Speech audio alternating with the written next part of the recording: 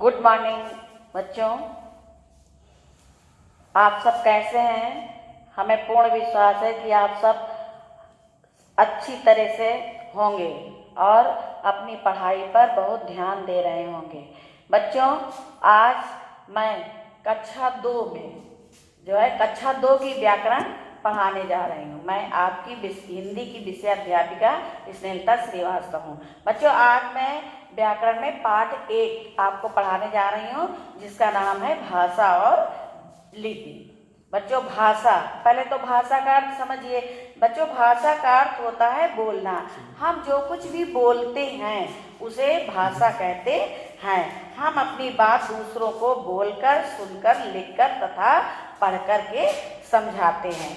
इस प्रकार बच्चों, इस प्रकार भाषा वह साधन है जिसके द्वारा हम अपने भाव और विचारों को दूसरों तक पहुंचाते हैं और दूसरों के भावों और विचारों को समझते हैं। उसे भाषा कहते हैं। इस भाषा को प्रकट करने के लिए बच्चों, आप जैसे कि बच्चा जब छोटा होता है तो सबसे पहले बच्चों लिखना सीखता है कि बोलना सीखता है। सबसे पहले बच्चों लिखना सीखता है, वो बोलना सीखता है। तो जब बच्चा छोटा होता है तो जो भी उसके परिवार में बोला जाता है वो धीरे धीरे उसी भाषा को सुनता है और फिर उसी को बोलने लगता है। बच्चों, भाषा जो है वो 2 प्रकार की होती है। कितने प्रकार की होती है? 3 प्रकार की होती है। कितने प्रकार की होती है? 3 प्रकार की। एक लिखित भाषा होती है, एक मौखिक भाषा होती है और एक सांकेतिक भाषा होती है। बच्चों, जो मुंह से बोलते हैं और कानों से सुनते हैं उस भाषा को मौखिक भाषा कहते हैं। और जिस भाषा को हम लिख करके दूसरे को समझाते हैं और दूसरे के लिखे हुए को हम खुद समझते हैं, उसको बच्चों लिखित भाषा कहते हैं।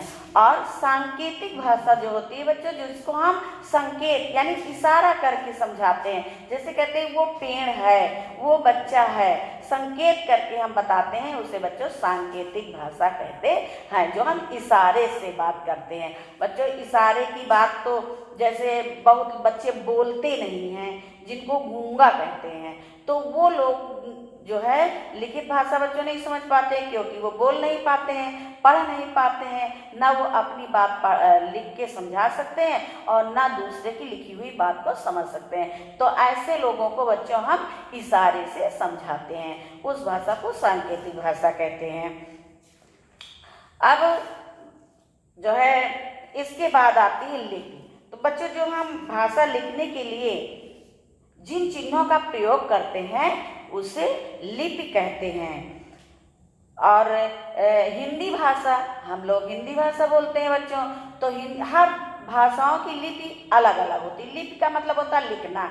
जिन चिन्हों के द्वारा बच्चों हम लिखते हैं उसे लिपि कहते हैं। अब हिंदी है, हिंदी भाषा की लिपि बच्चों देवनागरी होती है। कौन सी लिपि होती है? देवनागरी। इसी तरह अंग्रेजी भाषा की बच्चों रोमन होती है, पंजाबी भाषा की बच्चों गुरमुखी होती है, और उर्दू की फारसी होती है। तो जितनी भाषाएं होती हैं उनकी लिपियां बच्चों अलग अलग होती हैं। अब इसके बाद हम आते हैं व्याकरण में। व्याकरण किसे कहते हैं? व्याकरण की परिभाषा देखिए, किसी भाषा को शुद्ध रूप से लिखने और बोलने का ज्ञान जो भाषा करवाती है उसे व्याकरण कहते हैं। व्याकरण के द्वारा ही बच्चों हम भाषा को शुद्ध लिखना, पढ़ना और बोलना सीखते हैं। तो ये तो पाठ हो गया बच्चों आपका भाषा और लिपि। आपने पढ़ा कि भाषा वो है जो हम बोल करके समझते हैं और या बोल करके समझाते हैं। तो आपको समझ में आ गया होगा। और इस पाठ को बच्चों बहुत ध्यान से पढ़ना और समझना। इसकी जो है नोटबुक्स आप तैयार करना, और नोटबुक्स जो है ये व्याकरण की कॉपी में ही लिखना बच्चों। हिंदी की CW की कॉपी अलग है, जिसको आप लोग प्रश्न उत्तर की कॉपी कहते हो, और एक हिंदी व्याकरण की कॉपी है। बच्चों, व्याकरण की कॉपी में आज आपको नोट्स मिल जाएंगे, उसमें आप डेट डाल के और बहुत अच्छी से हैंड राइटिंग में लिखना और लिखने के बाद उसको याद करना। धन्यवाद।